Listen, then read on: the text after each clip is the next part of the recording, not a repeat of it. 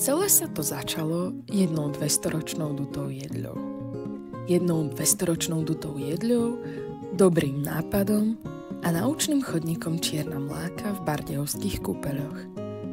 Možno vám to celé ešte nedáva zmysel, ale tým, ktorí sa už mali tú šancu stretnúť s vílou mágiou, tak týmto zmysel dáva. Bola to totiž víla Dorotka a zo pár šikovných dobrovoľníkov, ktorí začali príbeh tejto dutej jedle. Tá si urobila dovolenku z lesa a na chvíľu sa premiestnila do tvorivej dielne. V tejto dielni ju opracovali, dali jej farebnú škrídľu, natreli ju, dali dvierka, no a v neposlednom rade názov.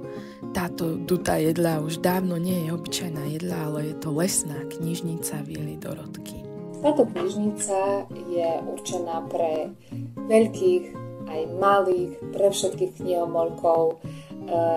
Je otvorená stále, takže všetci sú vítaní užívať si čítanie a pobyt v prírode.